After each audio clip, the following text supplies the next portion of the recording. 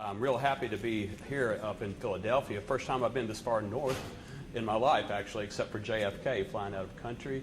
Oddly, if anybody is a local, and you may remember this ancient restaurant here called the Old Mill Restaurant.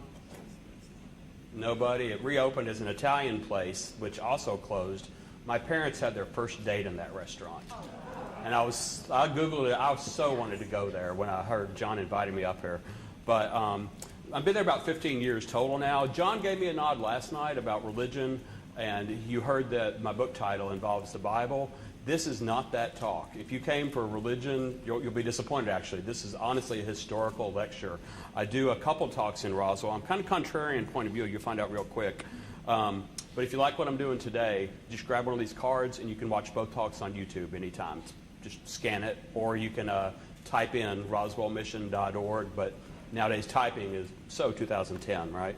But the research and the talks I'm known for, they go against the grain of what's more publicly or popularly believed and promoted in Roswell. And you can imagine we do make quite a lot of money in Roswell. It's generated from the UFO and alien-related merchandising. Anybody here actually been to Roswell during one of the festivals yet? That's quite a few. I have an events calendar with me, too, if you want to come year-round. Other stuff going on. You know that the town is covered with alien imagery then. See, it's everywhere. T-shirt shops. This is one of several signs that greet you when you're driving into Roswell as a tourist from all directions. They're new. They really cost a ton of money. These signs cost over $100,000 each, totaling over $500,000 spent by our marketing department or whoever, which that's quite a lot for a small town that months before these signs showed up said we didn't have enough money to keep the swimming pool open that kids go to in the summertime. So you could say Roswell has really gone all in on investing this point of view on Roswell, the aliens, the UFO being from outer space. Just as a tiny testament, I've got a lot more pictures on the different talk that I do, but that's our Twitter account, Roswell, the official city, and you can see the logo there with little guy looking over our economy and our well-being, so to speak. You just grab one of these cards from me, like I said earlier, and you can watch all that. But this is like the 5th time I've done this talk publicly. I do it during UFO festivals. So just you're going to get a real different take on the Roswell incident today, and you'll find out from the end of this talk why I'll never be mayor in Roswell, because it is kind of contrarian. My talk involves presenting a lot of information that I believe strongly argues that the flying saucer that really was captured by the Roswell Army Air Base in our field in July 1947 was not the result of an alien craft from outer space crashing in Roswell. I'll be introducing you the research of myself and a few other people based on findings. They just haven't really been that well known for the 70-plus years since the Roswell incident, and the same information will lend itself to your understanding of why I certainly don't believe that the Roswell incident was simply a weather balloon either, as the Army Air Force stated in July 1947 on this second paper that came after the more famous one. In case you can't read that, the Roswell Daily Record reported the next day that after General Ramey emptied the famous Roswell saucer, the article reads, General Ramey says disk is a weather balloon. An examination by the Army revealed last night that the mysterious objects found on a lonely New Mexico ranch was a harmless high-altitude weather balloon.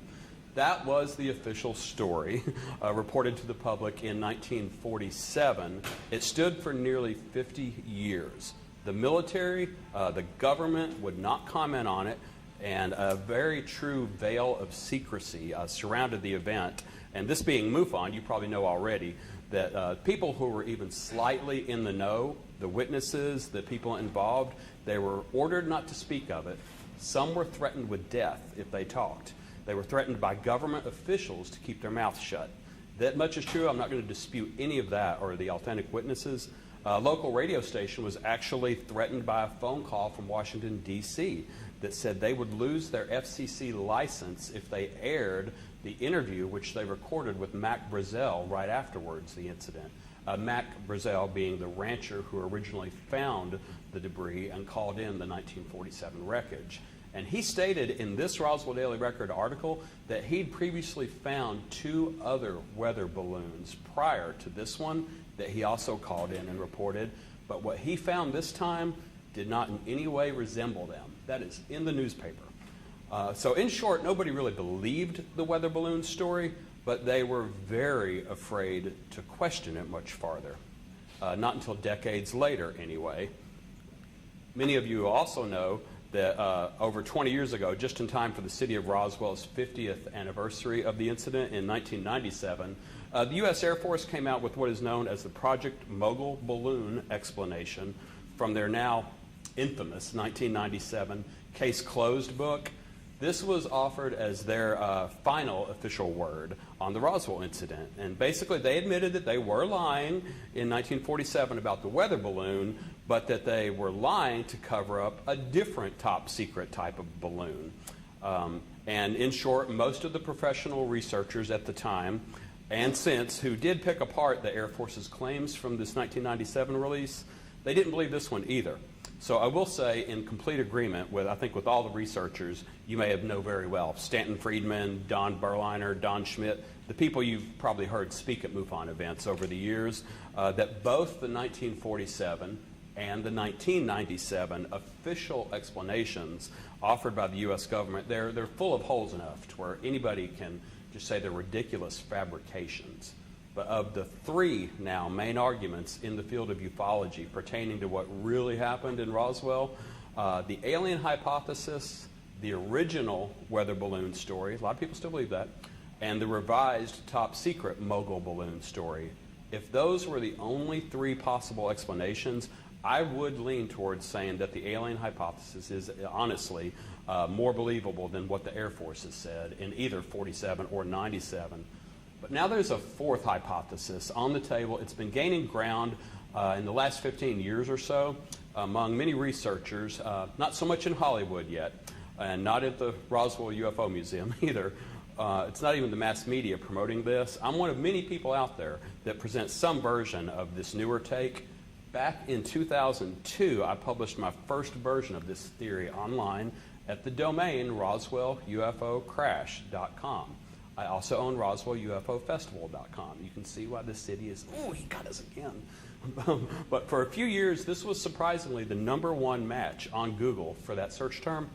And you can still use that URL to fact check me. You can read the text, review the slides that I'm going to be using today, just from an older version of the lecture when I first presented publicly at the city's 2010 UFO Festival, at the city's official conference too. And I didn't get lynched when I did it. I didn't get booed off stage. I'm hoping that pattern holds today. If I get pipe bombs mailed to me this weekend, I'll know I've arrived. But if you're gonna stand up in front of a room full of people here, or especially in Roswell, where people come from thousands, hundreds of miles, like thousands and thousands of people come, and you're gonna prove to them that what happened wasn't really aliens, it's pretty fair to say you better be able to document it if you want to walk away with your skin. So after doing so, this is the front page I've shared with Nick Redfern more recently during 2017's UFO Festival at an alternative conference not hosted at the UFO Museum. And the Daily Record, they gave our alien skeptic presentations. It says some very nice remarks and great coverage for the contrarian view. It's a truly ingenious headline they come up with, I think, too. Separating the extra from the terrestrial, which is what we did. So, but again, all this is on roswellufocrash.com. That's what I'm saying. You can fact check me, everything I give you, government records. I stumbled upon this view thanks to another popular author, Dr. Michael S. Heiser. He's a PhD theologian who's also spoken in Roswell many times. And our lectures, our point, what I'm doing, I'm not nitpicking the details of what the more well-known people say about this, and I'm not a debunker at all. And I encourage people to hear out all points of view. But what I do for you here is I'll be sharing with you a lot of the newer and still largely unknown details about what our government and our military in highly compartmentalized ways, just like the Manhattan Project, for instance, what they actually were in fact working on in 1947 and prior, that most people have actually never heard about. It's out there now to be found, but it's not publicized. But the facts we all agree on no matter what. In July 1947, an unusual craft crashed in the desert of New Mexico. The Roswell Army Air Base was involved in recovering the craft and possibly bodies, 1 to 5, depending on who you ask or who you believe. On July 8th, the Roswell newspaper published the front page article, Roswell Army Airfield Captures Flying Saucer on Ranch in Roswell Region. Following orders, the military recanted the flying disc press release hours later, claiming it was just a weather balloon. And what we all believe is number 5. The United States government has been lying to us about it ever since. As an example of that ongoing lie, when the Air Force changed their story in 1997 and the case closed, Mogul report, they added this completely unbelievable bit about literal crash test dummies being the explanation for the bodies that witnesses reported. The problem being, researchers immediately pointed out, I think Stanton Friedman gets credit for documenting this first, these dummies had not even been invented yet in 1947. They were not used by the Air Force for anything until 1953. And that is so easy a fact to verify that it's led many people to conclude that not only was the Air Force lying, again in 1997, they wanted people to figure out that they were lying. It's so easy to disprove the official report that what I'm positing here is that they unofficially, even in 1947, from the first time, they wanted people to think the incident was extraterrestrial to cover up some very ugly truths, starting with Operation Paperclip.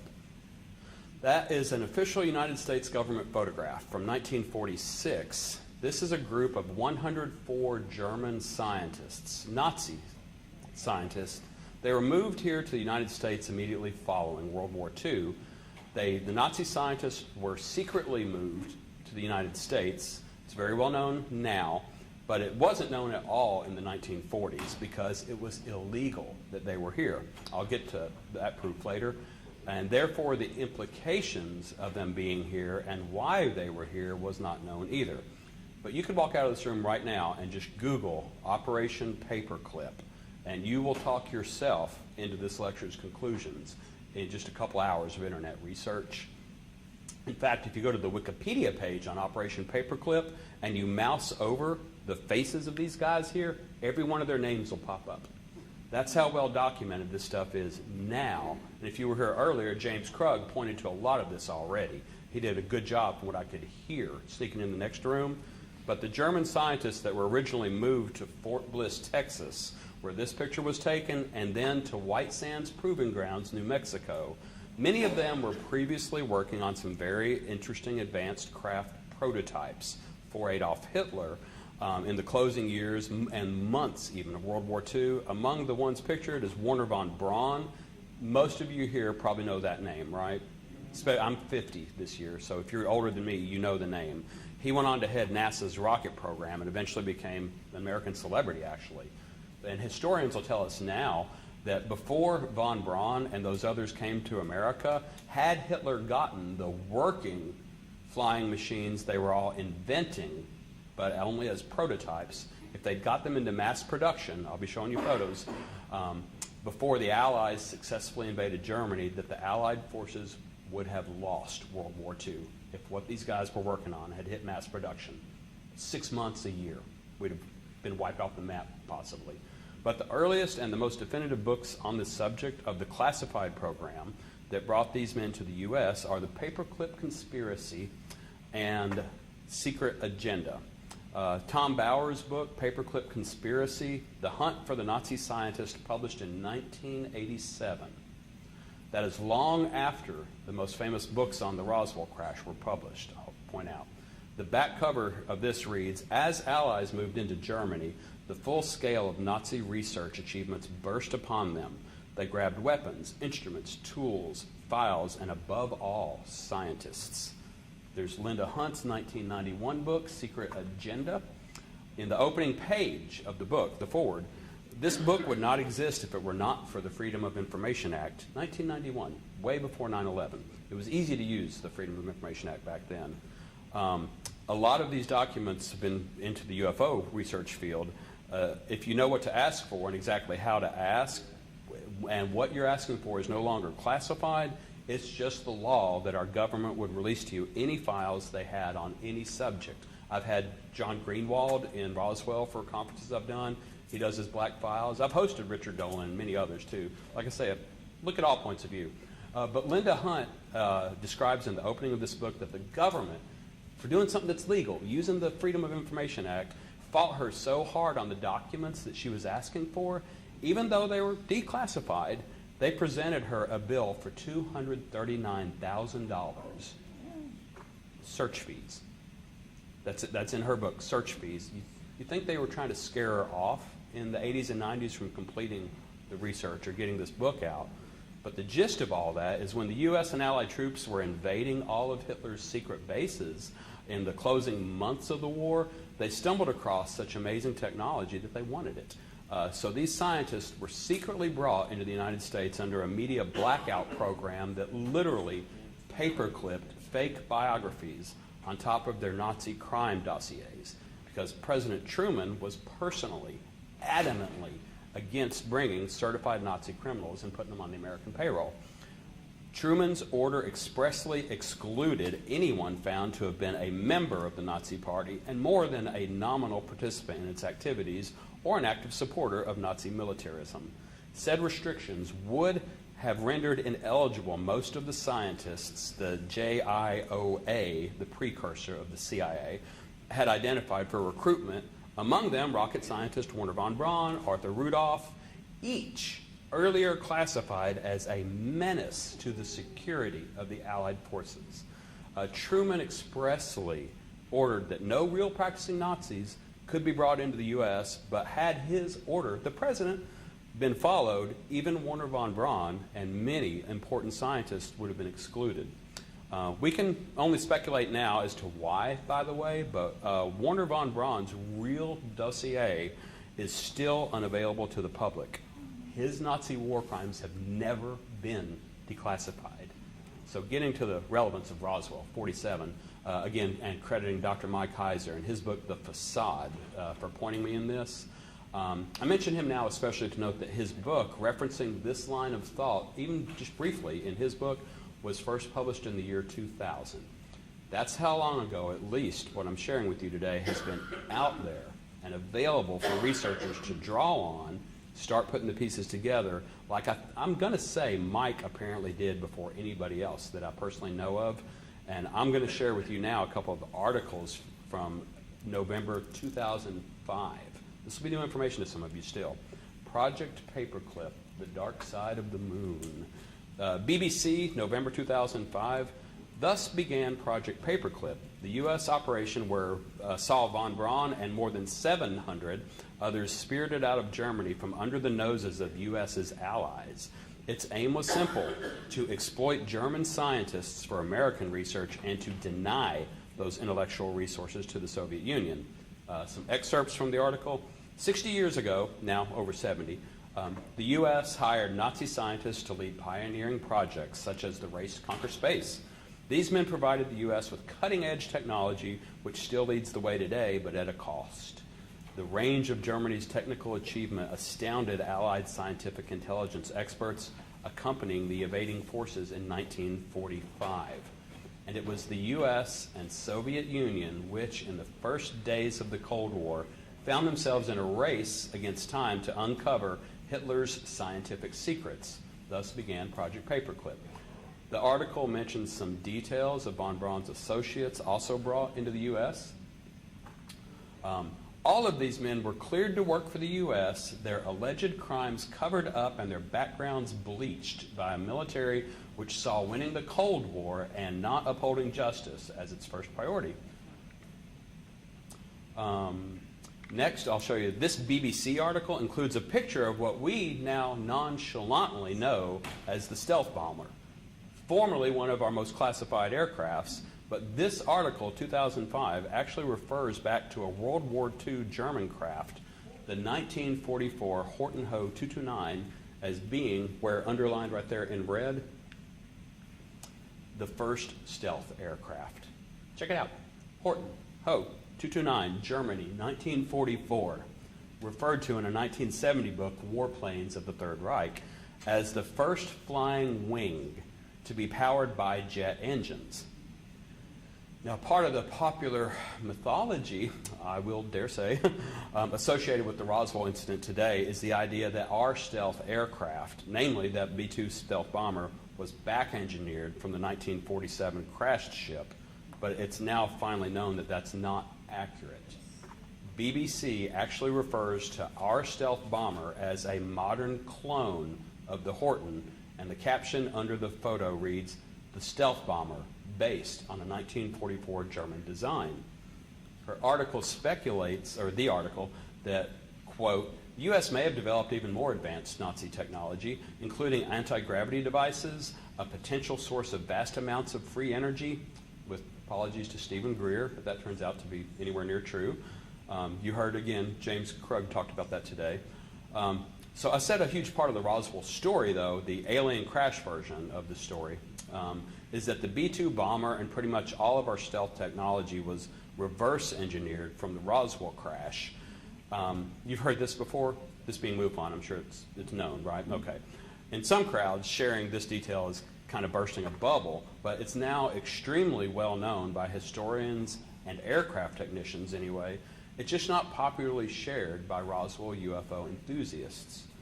The second article from also November 2005 suggests that what modern UFO advocates refer to as the truth embargo, to use Stephen Bassett's term, or who I've also hosted him in Roswell at our contrarian conferences. We'll get all points of view. Or Richard Dolan has this phrase, subtitle of his first book, The National Security State. This article and what I'm going to talk about suggests that the truth embargo did not begin in 1947. It's weird, but I'm saying that the real cover-up of the Roswell crash actually began in 1945. And I know that sounds counterintuitive. How could you say that the 1947's crash cover-up began in 45, 2 years earlier? What is implied by this article, the front page of the New York Times, 1945, November 17, bore a curiously vague headline, 88 German scientists reach here reputedly with top war secrets. The scientists had arrived on a converted ocean liner the day before and they were immediately whisked away aboard a fleet of buses. Unusual precautions were taken to keep the arrival secret, and reporters who went on board the ship and found the 88 men waiting to land were warned away, the Times reported. Reporters were warned away. So much for freedom of the press. 1945, though. We expect that now. So in short, though, the arrival of these Nazi scientists who were here to teach the U.S. how to build advanced aircraft was covered up beginning in 1945. I'll read you some dark portions from this article. The paper speculated that the group's arrival was the result of a program announced weeks earlier by the War Department to bring German scientists to America, and in spite of the secrecy, the Times guessed right.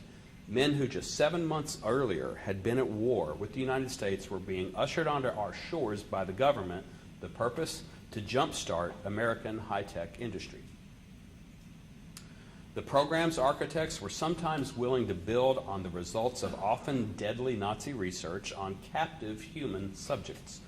The article goes on, these men and women were in essence spoils of war, taken by the victor to benefit from the vanquished foe's history of scientific achievement.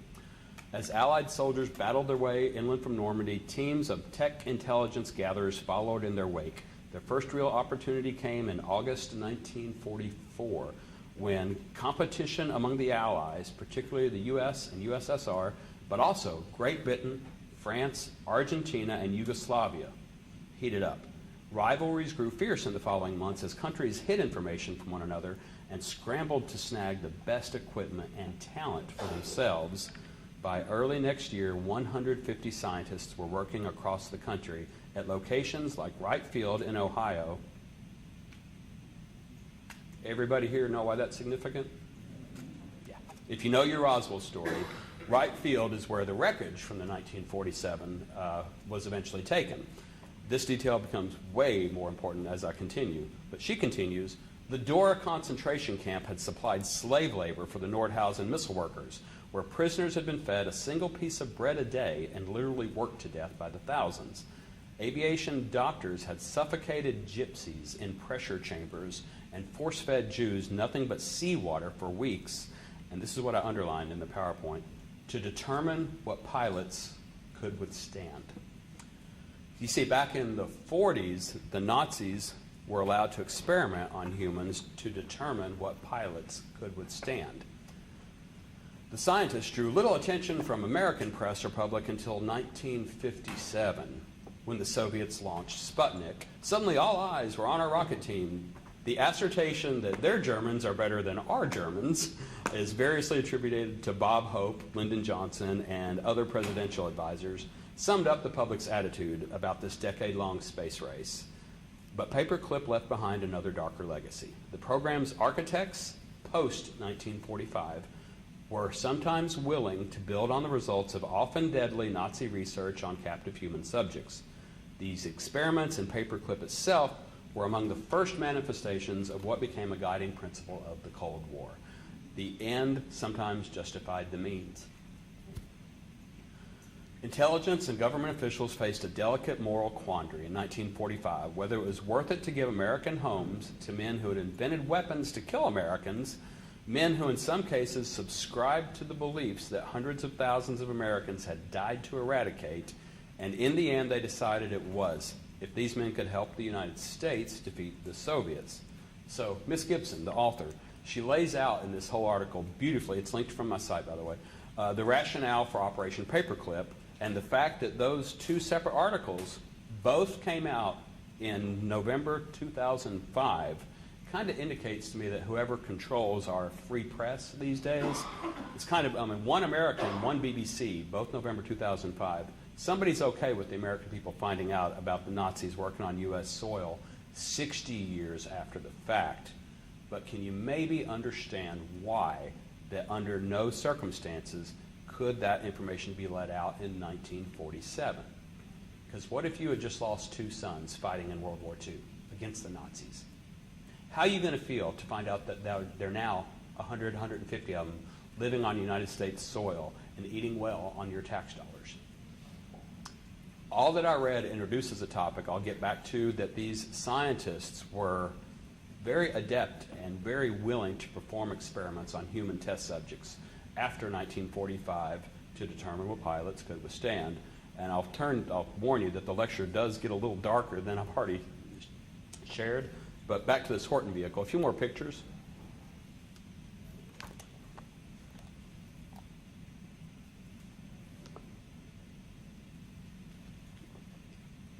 Here's a modern recreation made for a film documentary. 2009 Nat Geo documents the recreation of a Horton, noting, as many other sources likewise state, the mass production of these things could have changed the course of the war. Wikipedia states that these jets exceeded 600 miles an hour, way faster than anything the U.S. had at the time, and flew to almost 50,000 feet. Here's a close-up from that article. These last pictures, they're from a discussion thread. I can't always tell you the sources because they didn't cite them. See the,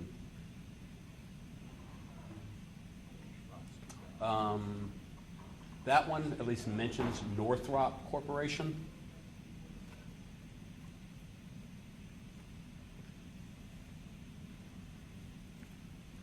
One of these is from an Indiana Jones Hasbro thing, so it's not real.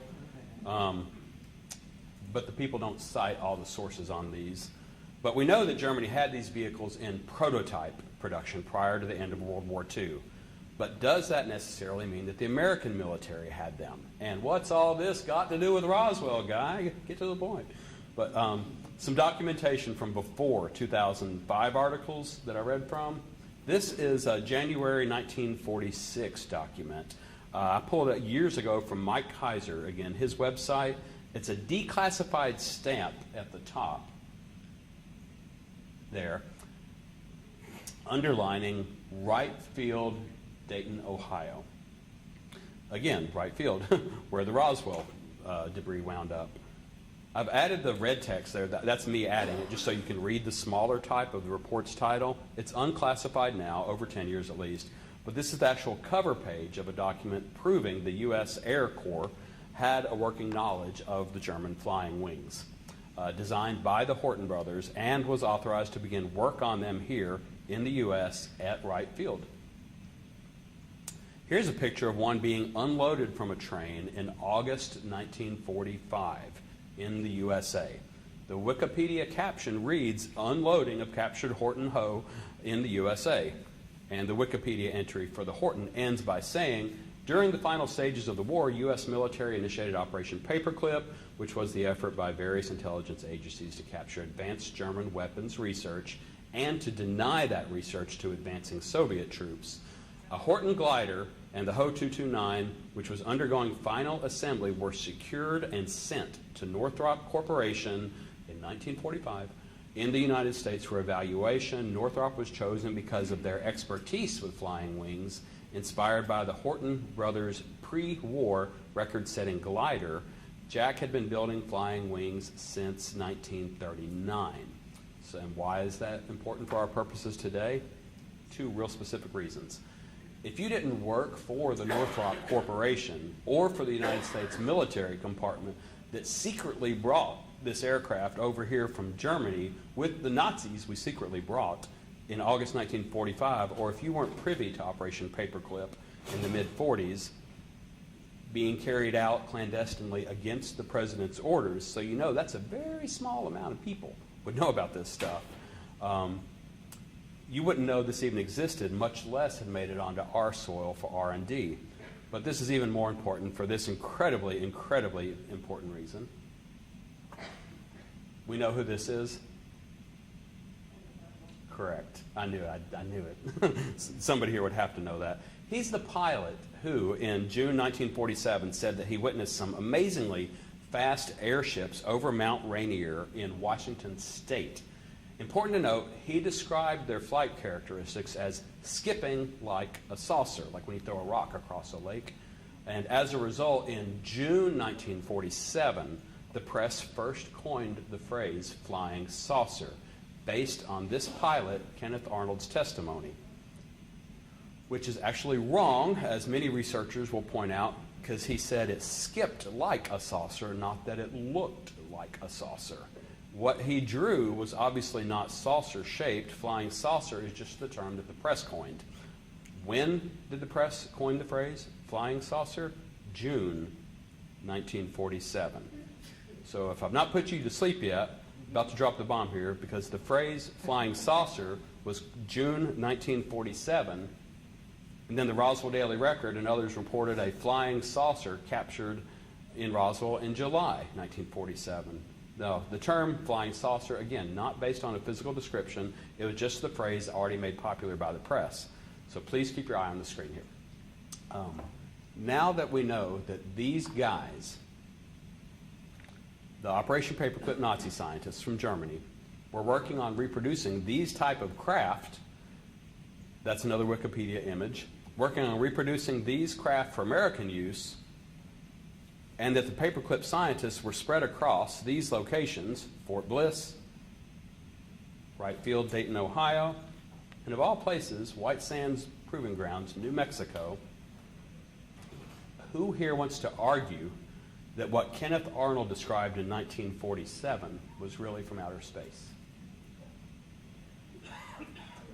Those that are really researched on Roswell already, the incident, already know what I'll share here. It'll interest many of you to know that the craft recovered around the Roswell region was actually not round or saucer-shaped, as you may have this pictured in your head due to its cartoon artwork or Hollywood renditions. The main books on the Roswell incident that originally got everybody's attention were Crash at Corona, not Crash at Roswell, by the way. It's 2 hours away. The wreckage was brought to the Roswell Army Air Base, and the front page story was Roswell Daily Record. But the actual crash site is Corona, New Mexico. That's by Don Berliner, Stanton Friedman, and The Truth About the UFO Crash at Roswell by Kevin Randall and Don Schmidt. Both of these guys speak at the UFO Museum almost every year. Stanton retired this year. That was huge news in Roswell. He's our anchor. He's our mainstay. But The Kevin Randall and Don Schmidt books shown here, they were the basis for this 1994 movie, which we all hold near and dear to our heart, I bet. The Roswell UFO cover-up from 1994, which Randall and Schmidt are also credited as the writers of that movie. It's on IMDb. Check it out.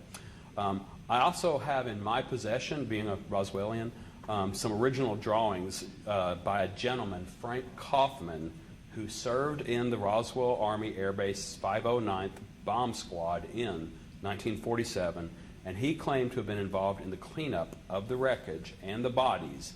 But the images he drew is his first-hand, alleged, we'll say eyewitness testimony of what he cleaned up, or at least what he saw.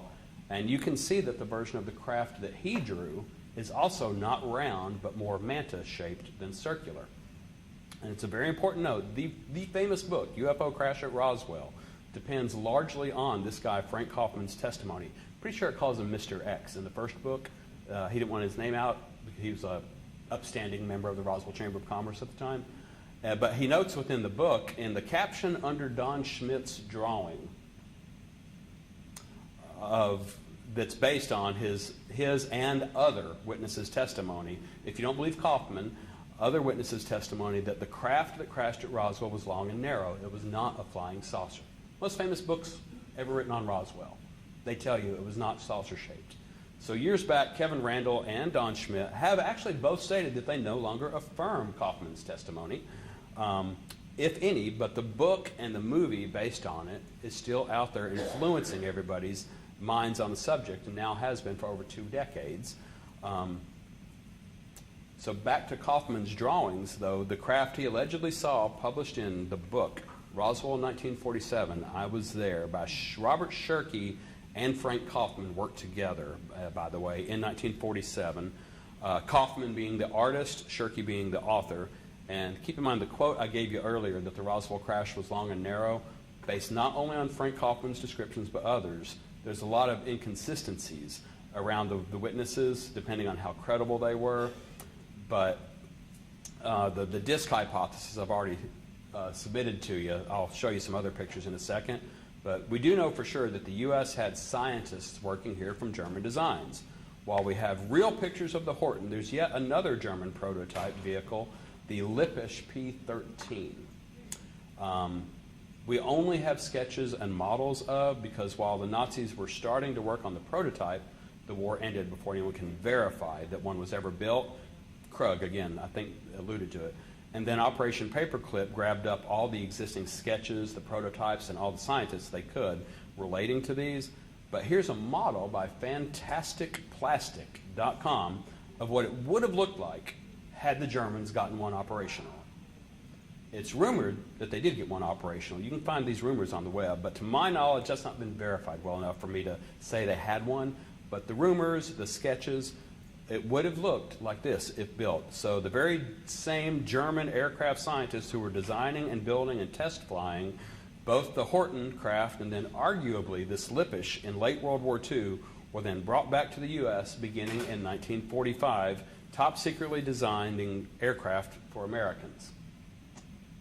So there it is. Just like the Ken Arnold flying saucer, are we looking at an alien craft on the right, or is this possibly a U.S. model based on German design? Because it's either really amazing just how close the Germans got in World War II to designing ships that look amazingly like extraterrestrial spacecraft that didn't get here until 1947, allegedly, or perhaps maybe the German scientists who designed the Hortons and the Lippisch in 1944, given 2 years in U.S. secret labs with a blank check from Uncle Sam, maybe developed a little spiffier model by 1947. Now, I'm not claiming, obviously, I can't document exactly 100% what happened, but I am showing you a few things that you had no idea were true from the 40s, and with this new information to consider, did an alien ship really crash here and the government covered it up? Or did a man-made ship designed by Nazis in secret U.S. bases crash here and the government covered it up? Or was it a balloon? Those are the choices now. But for this, at this point in the lecture, I always sort of wish I could just kind of sit down and let the defense rest. So I found over the years about 3/4 of the people that even go this far with me just flip through the pages of my book, and I put them side by side like I've done here, that many people are content to say mystery solved. The Roswell crash wasn't aliens, it was us. I've heard that before. But if I were to quit now, some people can bounce back to questions about the bodies and the fantastic metal found at the crash site, right? I did. So if you know more of the story than the general public, and if you're an honest person, then you know that what I've shared so far actually doesn't solve the mystery completely. So for my own sake, I had to answer my own questions about the metal and the bodies, even before going public with any of this back in 2002. But I have introduced the topic of human experimentation by Nazis for a reason to this discussion already. It does get a little worse. If you want to argue that the Roswell craft was round, there's a whole stream of research and other more advanced models that weren't quite as similar to our modern stealth fighters. And you can look at this book. There's not time today to give you an exhaustive look at these things, and the photos are quite rare. But just start your own research if you want. Hitler's flying saucers, those are photos, by the way. The author of this book appears in the History Channel video I'll hope to play for you here in a second, God willing, and technology works. But for the sake of time, cut a few quotes and other book references. There's a few others you can look at. Joe Farrell, very good. The article that mentioned that some of the Nazi scientists were taken to South America, in addition to Russia and the U.S., Farrell thinks the Roswell crash originated from Argentina, but was the same man-made technology nonetheless. The point is merely presenting that there are valid arguments that the craft from 1947, Roswell, didn't come from outer space. And I've concentrated mainly on the Horton model and its resemblance to the Ken Arnold sightings that made flying saucers a buzzword in the U.S. media 1 month before July 1947. Because you got to remember, put yourself in that time, so much of the hoopla, the furor surrounding the immediate global response to the 1947 Daily Record article was precisely because everybody already knew that amazing advanced airships were being seen all across the U.S. and reported on nationally. So the scoop of the century came when the Roswell Daily Record headline read, "Roswell Army Airfield captures flying saucer on ranch in Roswell region."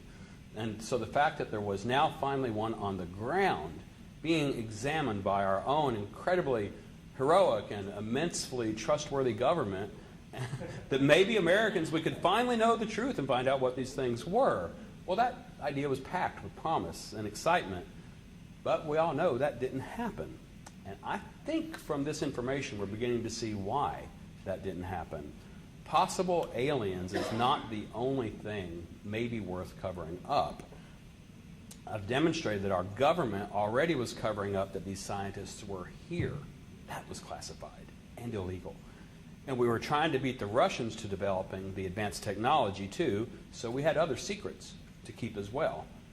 If there's any Nazi or Operation Paperclip connection to the Roswell incident at all, I don't think 1940s Americana really wanted to know that we had over 100 Nazi scientists living here on a secret military basis working for us, even though we sort of had to defend our new title as the undisputed world champion superpower by that time.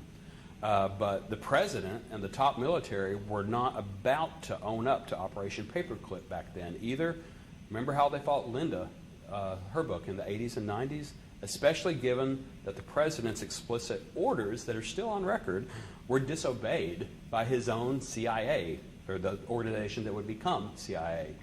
So what I believe is that the moral outrage of this fact getting out in the 1940s would have been worse than Vietnam, perhaps. If what I'm suggesting here is correct, you can think for a minute on whether the government was actually right in covering it up.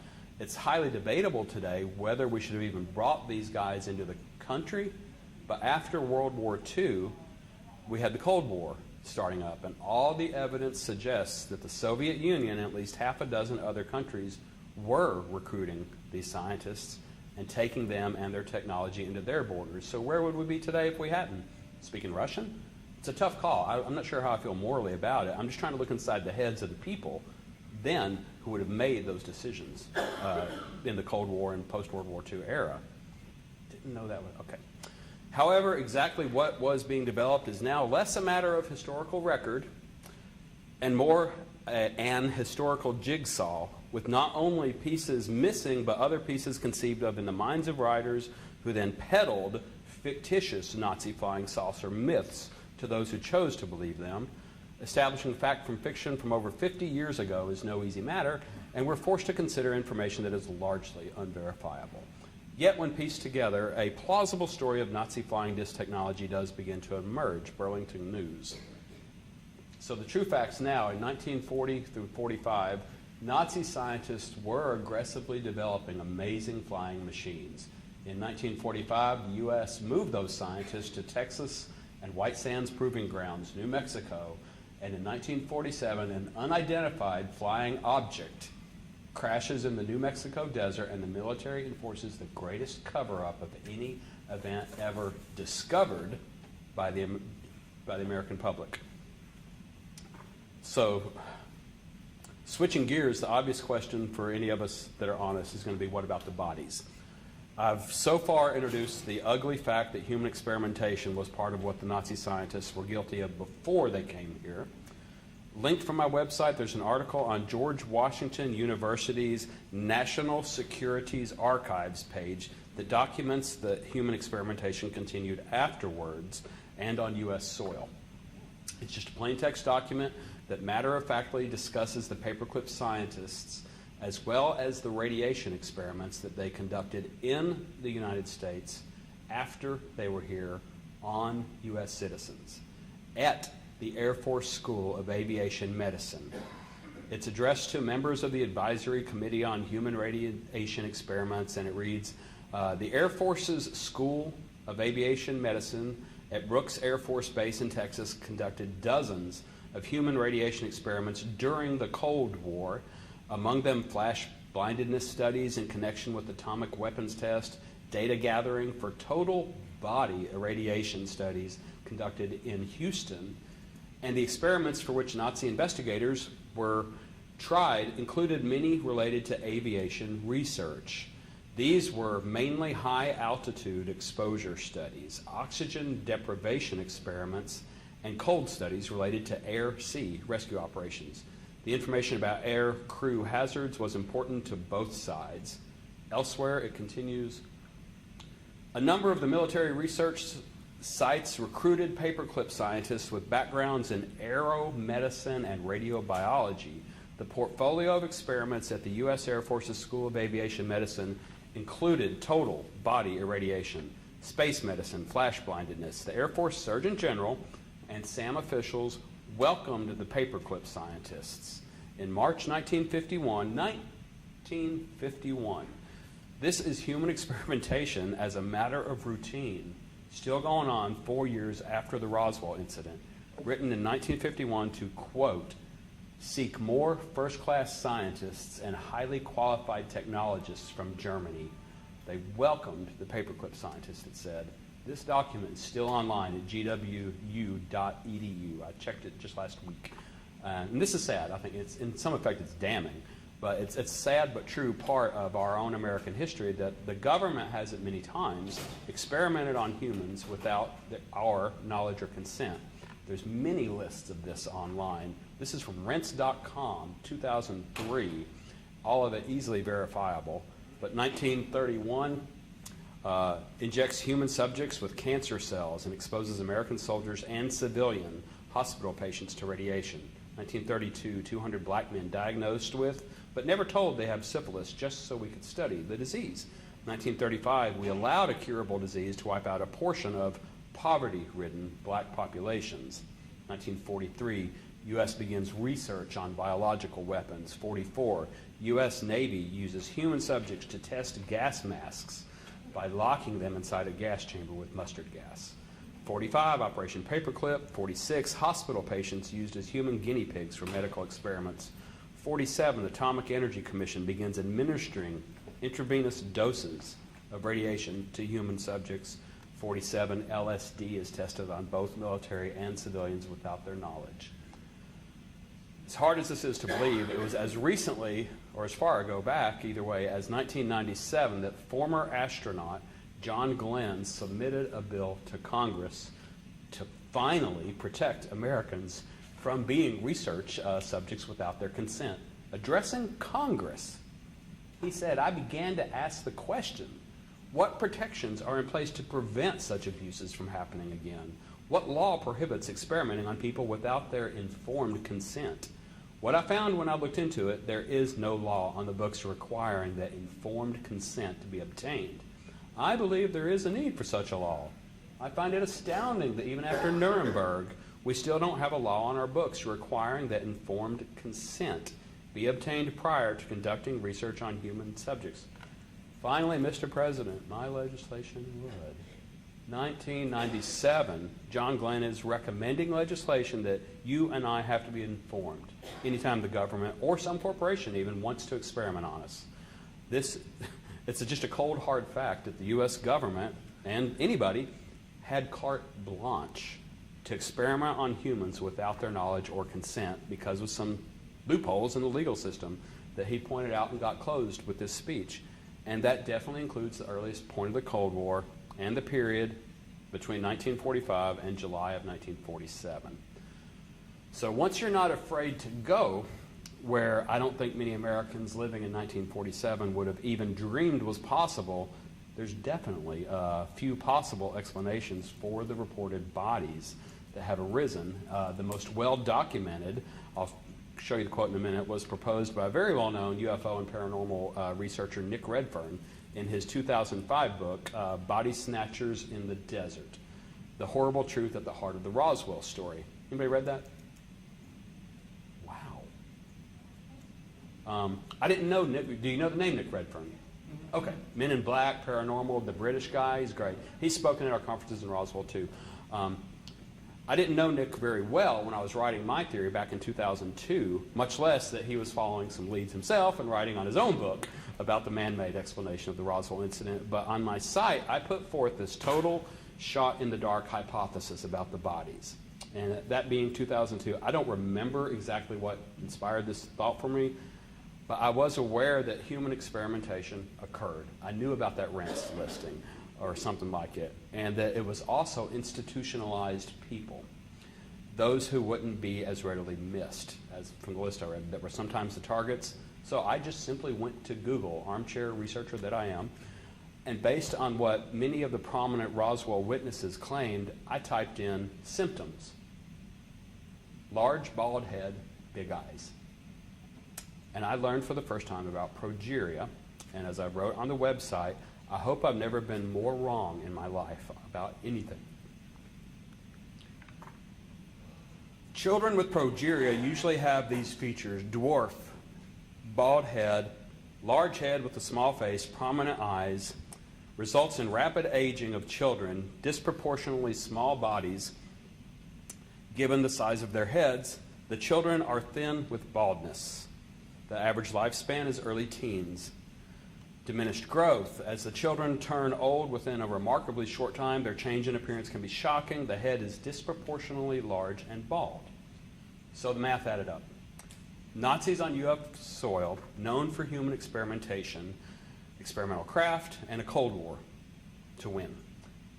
This was just progeria victims was the original line of thinking I posited in 2002 as a possible terrestrial explanation for the bodies. Nick Redfern and Mike Kaiser have both since likewise postulated that the people on the crash ship could have been other human unfortunates, POWs or radiation victims, other possible explanations. And when Nick reviewed my site for me in 2002 at my request, I posted his reply largely because I was honored to have such a positive review from someone of his stature. That's his email to me. I would agree with you that the possibility of the Roswell bodies were human is very real, one that is regrettably few researchers are looking into. I would definitely say that more research should be done in this area. The only problem I have with the progeria hypothesis is that progeria is extremely rare. Would the Nazis or us have been able to acquire 5 people with Progeria of similar appearance and similar height, and all in 1947. But apparently Nick did look into it a little bit more, and it turns out that the last chapter of his 2005 book is chapter 9 is titled Progeria. Reading Dr. Michael Heiser's summary and review of Nick Redfern's 2005 book in a moment, I want to mention Mike Heiser, get him back in the picture, as he's the one that got me started on the Paperclip trail. I might have got him started on Progeria. This is from Mike's website, which starts out by saying, the view taken in the facade, this is early 2000s, is the view in the facade is that the Roswell crash of July 2, 1947 was in fact a paperclip accident. This is an actual government archive picture he posts, by the way, but it's from a later date, 1947.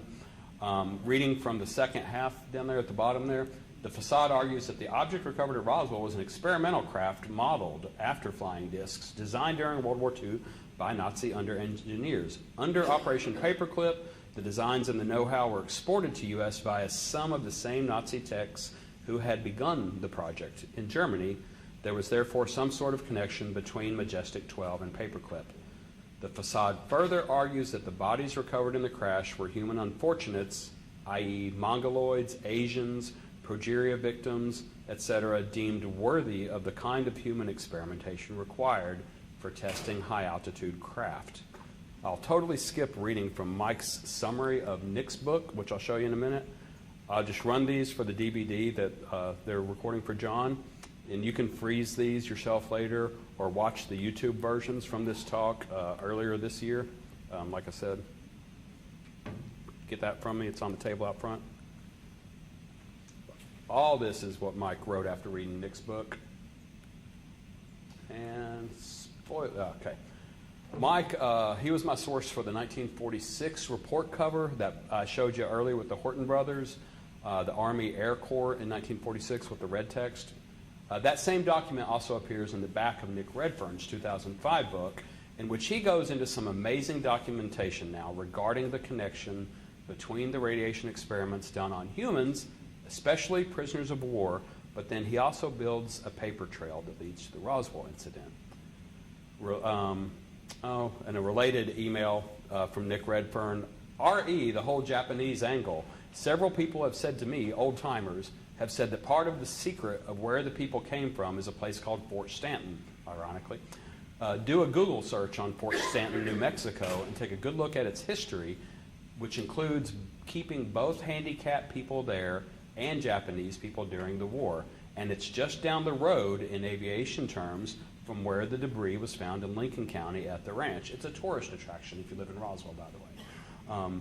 A little further away from Roswell. But Fort Stanton has a curious and intriguing history which definitely deserves looking into deeper. And he did continue to look deeper. So he's got 2 books on Roswell now. He actually has a sequel to Body Snatchers that he released in 2017 at our event. But Mike ends a very fair assessment of Stanton Friedman's review of Nick's book, which you can probably guess Mr. Friedman's review was less than favorable about what Nick was positing. And Mike charitably points out that it's fair that someone like Stanton Friedman, who has invested all these years of his life into promoting one view, would need a little more documentation than Nick provided to completely overturn his alien view. But putting the ball in your court personally, not everybody is as ardent in their belief that aliens crashed in Roswell as Stanton Friedman is, or Don Schmitt either. And quite honestly, I always consider my target audience for this lecture the undecided category, those who are coming to Roswell looking for the truth, not those that already think they have the truth, and especially not the people who make their living from proving the alien view. I think it's a cinch now that the craft can be argued as an Earth-made vehicle, but reading in Nick's words from the documentation regarding bodies and the types of humans in general were in fact being experimented on literally in 1947 by the government. Reading just one paragraph from his Progeria chapter, citing November 47 Biology Division Bulletin, one other critical piece of evidence officially links such conditions as progeria and dwarfism with the activities of the Oak Ridge National Laboratory, hold that thought, and elsewhere in the summer of 1947. More specifically, the report focused on the results of a whole range of radiation-related experiments undertaken in mid-47 on no fewer than 54 test subjects, of whom 15 were between 1 and 4 years of age. 7 were controls, 2 were classic cretins, 1 showed some features of hypothyroidism, which were not modified by the treatment, 2 were dwarves. In 1, the diagnosis was gargoylism. 1 was suspected of progeria, a disorder associated with some of the features of hypothyroidism, and the last exhibited features of moderate sexual precocity. 27 were more than 4, but less than 15 years of age. Of these, 2 had unmistakable hypothyroidism, Graves' disease, and 4 were dwarves. November 3, 1947. Issue of Biology Division Bulletin of the Clinton National Laboratory, page 202, 203.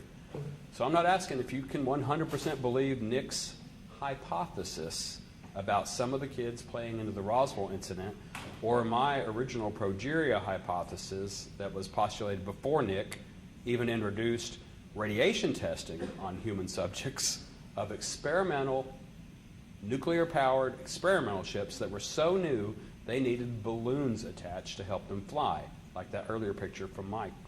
And I'm not suggesting if you totally buy into Mike's hypothesis completely, but I got to put it out. Do you now believe that there could be, or any terrestrial explanation for the bodies that were reportedly found in 1947? Because I know I'm about to really stir the pot here. Thank God I'm not in Roswell. I always get nervous when I give this part of the lecture in Roswell. By saying that the only images you've ever probably been exposed to of the Roswell bodies were based on something drawn third hand in 1991, 44 years after this alleged meeting occurred between Glenn Dennis and a mystery woman. At the time of the writing of the above affidavit, artist Walter Henn drew the following sketches under the direction of Glenn Dennis. The sketches are to depict the drawing allegedly made by Dennis for the nurse. So this 1989 drawing accompanies Glenn Dennis's 1991 affidavit of his participation in the Roswell incident. His story is a huge part of why we're all even discussing Roswell today, or ever, because Glenn Dennis is one of the original founders of the Roswell UFO Museum, which has been telling this version of the Roswell crash story to literally hundreds of thousands of tourists for over 25 years now. His story is a bedrock part of the foundation for how the story of the Roswell incident has always come out in movies and TV shows and magazine articles and anybody that covers it. You go to the UFO Museum, you go to the source, you go to the eyewitnesses, of course. He is the mortician, sorry I didn't mention that, who was called, and I believe this part of the story, he was called by the Army Air Base in like first week of July 47 to provide for them literally child-sized caskets after they arrived back in town with the wreckage from the Roswell incident. But as it relates to this drawing, he added some details to his casket testimony, which many researchers have publicly disputed. He says he later, after that phone call, and getting them a few small, they even wanted hermetically sealed, child-size caskets. He says that he later had a meeting with a nurse from the Army Air Base who was very troubled about what she'd seen, and she drew him a picture of the bodies she'd supposedly seen that aren't unlike the photos I've already shown you, unfortunately. But at age 65, he is remembering what he claims an unidentified nurse at the Army Air Base drew for him, a nurse that no published Roswell researcher has ever been able to verify existed. And frankly now, most say he just made up. Google it yourself and see the verdict out there on the interwebs of what the credible Roswell researchers will say these days, 25 years after all these books were first released about the Roswell nurse, later named Naomi Self. And an artist, Walter Henn, drew these sketches for him based on what Glenn Dennis said he remembered in 1989 of this unidentified nurse's 1947 sketch, which he says he lost. Wikipedia, Dennis's accounts featured prominently in Crash at Corona, published in 1992, and The Truth About the UFO Crash at Roswell, published in 94, as well as other pro-UFO books, but serious doubts about the story were soon raised. For some, like Carl Flock and Kevin Randall, these inconsistencies were great enough to discount Dennis's credibility entirely. Researchers who investigated Dennis's claims found a number of inconsistencies. Spoiler alert. Alien drawings. The sketches Dennis supplied Friedman in 1989 were discovered to have a questionable history. Dennis had not drawn them as he claimed. He had asked another artist, Walter Henn, to do them. Henn said he had been approached by Dennis, who needed to supply a UFO researcher, Stanton Friedman, with some drawings he claimed the nurse had done.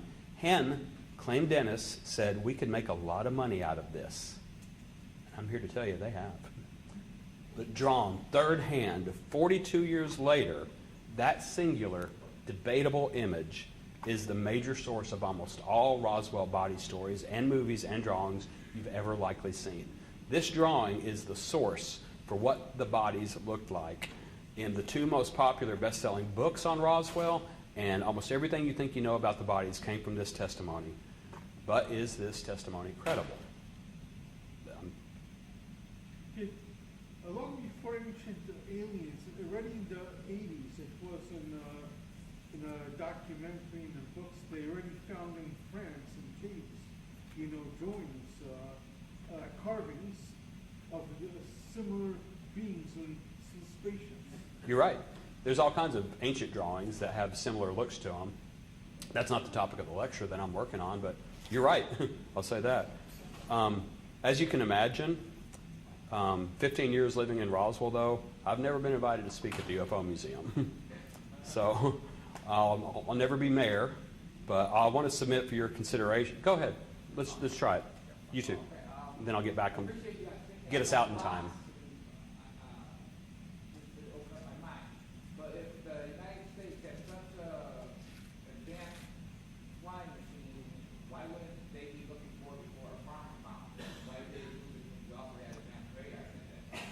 They knew they lost it, actually. The Roswell 47 I Was There book, he actually details what was happening in the days before the rancher called it in, because it was a huge thunderstorm, by the way. And Mac Brazel, you don't know about sheep ranching in the desert, but you are miles and miles and miles and miles away from civilization. So he was huddled up in his shed awaiting the storm. It was at least 2 days after the wreckage that he even came to Roswell, called the sheriff.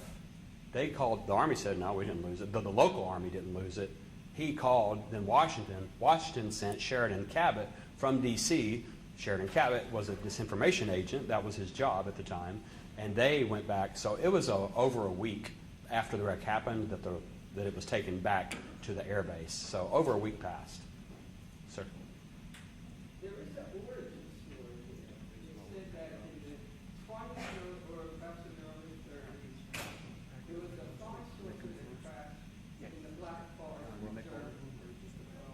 The Nazis being, well, the Germans being so technologically astute. So that's the question. Did it come from, yeah. Engineering, they were just so taken by this alien technology that's why they were so taken with this flying disc. Yeah, 1930s Black Forest. Google it.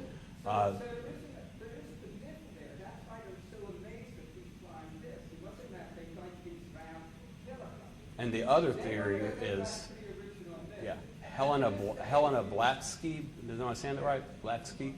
They also say a lot of the German technology was channeled through her sessions as well. So I'm not arguing about her. Where did the Germans get the technology?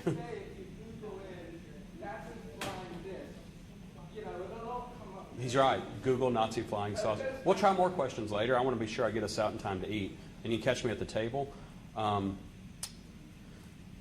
The drawings of Frank Kaufman, who I said he's who the Roswell books were based on, and he worked at the 509th Army base that handled and cleaned up the Roswell crash. That much is true.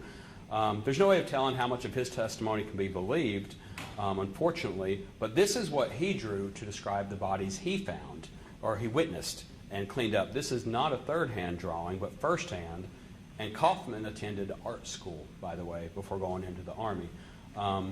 After he died, Frank Kaufman's overall testimony itself is kind of considered partly unreliable, I think because he lied about his rank or his clearance.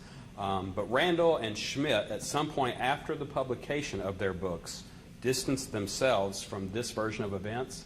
But I just say that to point out that every drawing of the Roswell bodies and the ship you've likely ever been exposed to is based on testimony that the researchers who originally published the drawings and wrote the books now dispute as inauthentic. America, the whole world, is under a mistaken notion about this incident that I think I can fairly call a modern mythology. And I know these images don't look particularly alien, but I also submit that no drawings of the bodies are considered reliable by any majority of the published Roswell researchers. All we know is that they are very universally said to have large bald heads, big eyes, and child-sized bodies. Kind of like this, I'm afraid. I'm not going to cue this video, by the way. Yeah, Close Encounters. There's another movie clip I'll show you. The resemblance here is so eerie. That there's actually a 1986 movie with a Progeria kid actor playing a spaceman. The Aurora incident. So knowing that the high altitude, the radiation tests were among the exact human experimentation tests being run through the 1940s, and that disfigured so-called undesirables were among the favorite victims of the experiments, with what we know today about what world governments do in the name of science and research, I just got to ask, would you put it past them to have put someone like this into an experimental craft just to see what the effects on a human body would be of perhaps never before achieved altitudes and speeds or radiation in the upper atmosphere? We didn't know how radioactive it was up there back then. Or would you put it past our government now or then to use somebody like this to find out how much radiation a human body could safely absorb, assuming they're flying a craft with a brand new, untested nuclear-powered engine or something? Because I say flying, but probably remote controlled if we're talking about human test subjects. But you don't always want to risk losing Chuck Yeager on the earliest experimental prototype of anything. We all know that you start with dogs, chimpanzees, and you work your way up. And you can see, for someone who lectures on the topic during the Roswell UFO Festival, that my point of view is not the most festive that's offered there. But the newspapers treat it right as well. But is aliens the only explanation for any dead or dying bodies found that might have been found at that crash site? It makes me sick to report to you that no, it's not. There was a Cold War going on, and apparently both sides felt it had to be won at any cost. So I don't ask you to buy any line of reasoning 100%, but now that you know what people in 1947 and honestly 1997, after the books have been published, you know about what absolutely nobody was allowed to know in 1947. You now know that the crashed ship itself doesn't require a leap to alien spacecraft. So I'd ask you to consider, do the odd bodies require an alien spacecraft either? Because I always make the point that, and this plays into the metal too, I've never seen anything like it before in my life. I'm a military officer. I've never seen this before. Well, just because you've never seen it before, it doesn't require an alien explanation. And heck, if you'd never heard of progeria or hypothyroidism and you saw a human body that looked like this in a weird crash ship, who here wouldn't think it was aliens, honestly? Get to lighten things up to close it out. The memory metal, you may have heard by now, I assume. This is MUFON again. You know this. That the crashed Roswell ship was made of, or at least partly. It was described as being very tough, but if crumpled or bent, would go back to its original shape. And there is absolutely nothing like that that was known to exist at the time, right? Right? So there's all this talk about the marvels that were allegedly back-engineered from the Roswell crash. Like the stealth bomber, for instance, that was the popular theory, but we now know that that was not the case. Being MUFON, who's read this book? I figured, yes. Colonel Philip Corso, and to be clear, He says, the top secret file of Roswell information came into my possession when I took over the foreign tech desk at R&D. Today, items such as lasers, circuitry, fiber optics, networks, accelerated particle beam devices, Kevlar, and bulletproof vests, they're all commonplace. Yet the seeds for the development, he claims, of all of them were found in the crash of the alien craft at Roswell, turned up in my files 14 years later. 6 is dinner, right? Yeah. They changed that? That's what I thought. I'm totally on schedule. 15? Yep. Be less than that. It was alien technology we used, that he says, lasers, accelerated particle beams, and aircraft equipped with stealth features. To be clear, I am not saying that Colonel Corso was lying in his book. I believe that he believed what he was telling in the book was true to the best of his knowledge, but whoever told him that the stealth technology was back-engineered from an alien craft, or whoever told the person above him even, was lying. You know that now.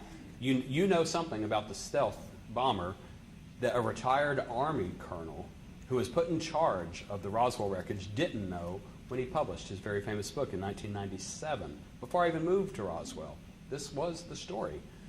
Stealth technology was invented by Germans in 1944 at least, which makes it really easy to believe that whoever created the famous files and the filing cabinet that Colonel Corso was put in charge of was lying to him. But why would someone in the government do that to their own men? And Colonel Corso actually suggests the answer to that question in paragraph 3 of his introduction to this very book. He says that before his involvement with the Roswell files, he knew a, quote, terrible secret that, quote, some of our government's most revered institutions had been penetrated by the KGB. Colonel Corso himself testified to this in 1962 and made a personal effort to get that information to President Kennedy through his brother.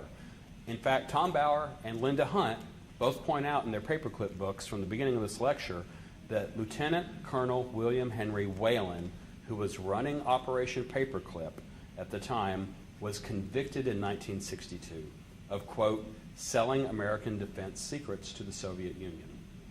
Whalen is the highest-ranking American military officer to ever be convicted of espionage. The guy that ran Paperclip in 1962, and here's how intelligence and counterintelligence sometimes work when they suspect they have what you call moles, and the CIA or the top military officers there, they're trying to figure out who to go after. How do we catch Whalen? How do we know who told us, who's leaking the information?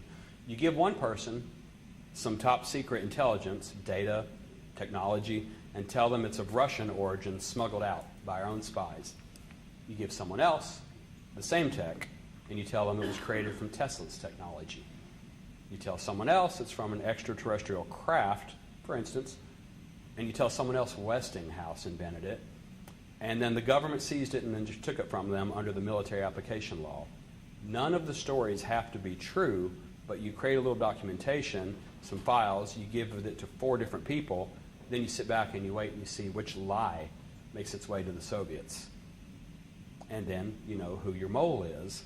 So it's like I said, I don't believe Corso is lying with his famous book, but I think he was repeating something he'd been told that he still believed when he died, because the true backstory of the B-2 bomber is all we need to know, that he was wrong about the Roswell wreckage leading to that particular technology.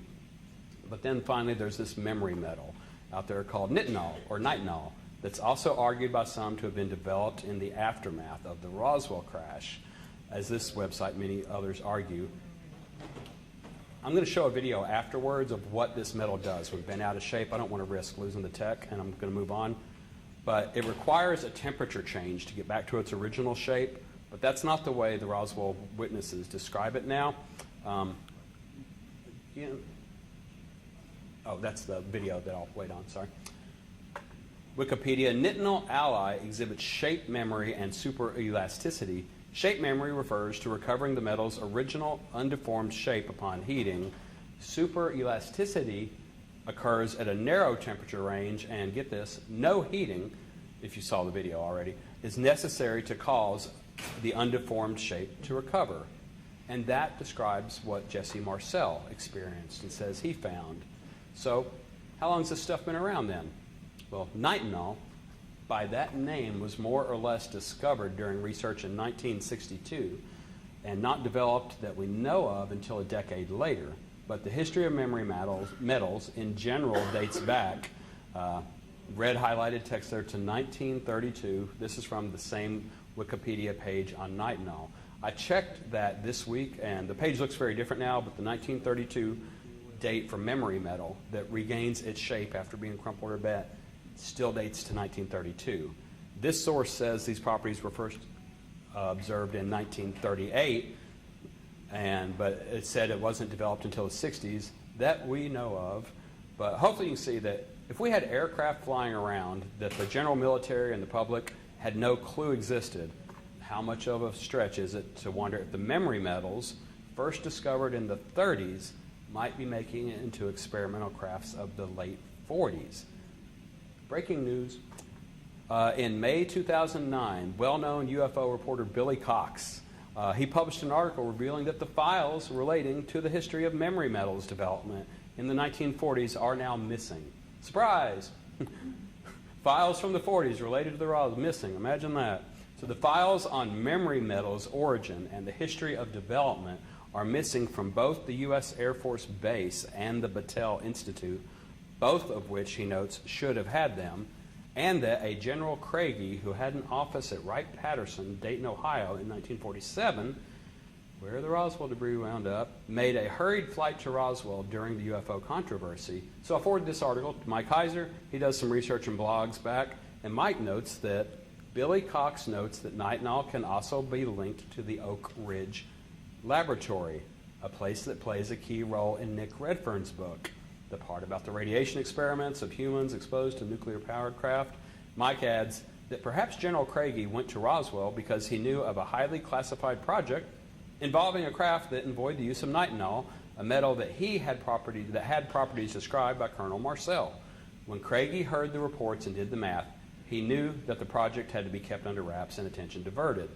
So keeping in mind, here we go, the 1946 document that originated in Wright Field, Ohio, detailing the use of Horton wing technology, the obvious question that has to be posed is the reason that the Roswell crash was taken to Wright Field, Ohio in the first place, simply because that's where the top Army brass, who knew the whole picture, actually worked out of?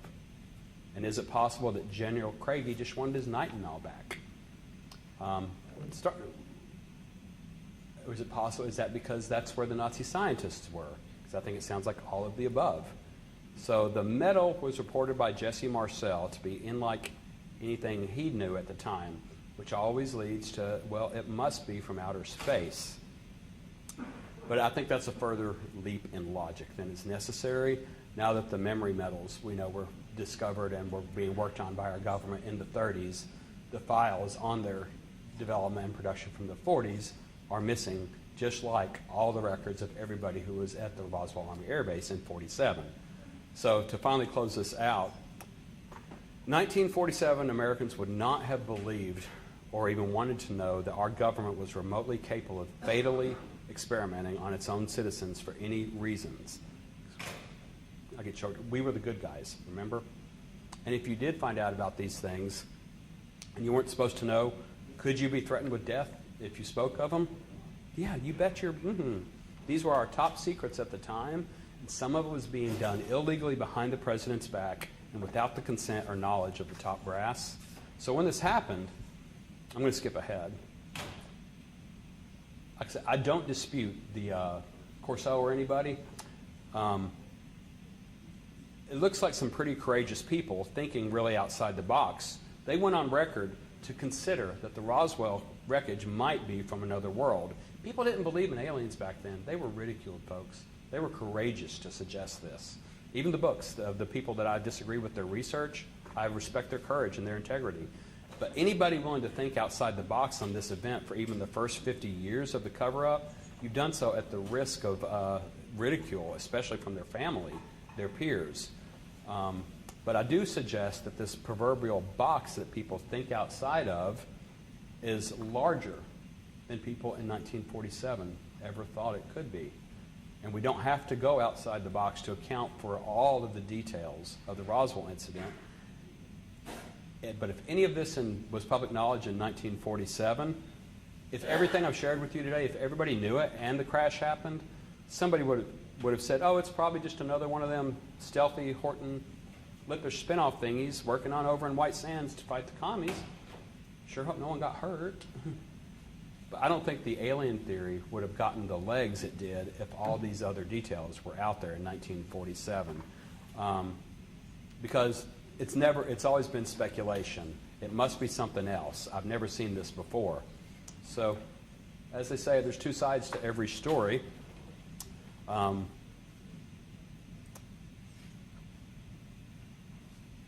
skip a bit here. It's on the video if you get it. But I do close with a slide just this year that I'm often asked, well, you lecture in Roswell, you're in the presence of Stanton Friedman and all this. What do the UFO Museum, what do they say about that? And I'll usually give them a polite answer, like, no, they do their best to ignore me, honestly. That's true. But I ran across this slide a while back. It's what I close with. It's difficult to get a man to understand something when his salary depends on him not understanding it. So that's how I play in Roswell. Again, I don't speak of the UFO Museum, but I do market Roswell as a great place with a symphony and some arts. I keep a calendar of upcoming events on my table for you, rosguide.com. Whether you come during the festival or any other time, I'd love to see you.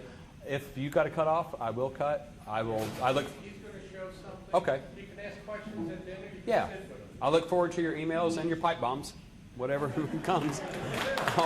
Thank you very much for the applause. That's generous.